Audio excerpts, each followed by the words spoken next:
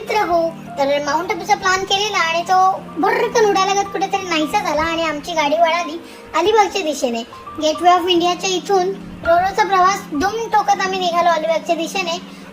पांढरे बगळ्यासारखे पक्षी आकाशात उडताना त्यांच्यासोबत खेळत खेळत त्यांना खायला देतानाही मजा करत अलिबागच्या दिशेने प्रवास चालू झाला.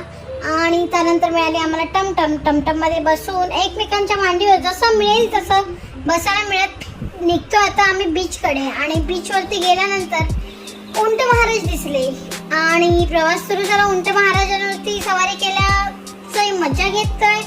स्वप्न आणि अक्षता आधी बसले. अक्षता तर सहजरित्या उतरली पण स्वप्नाचा पाय मात्र अडकला आणि नुसती तिची धडपड चालू झाली उतरण्याची.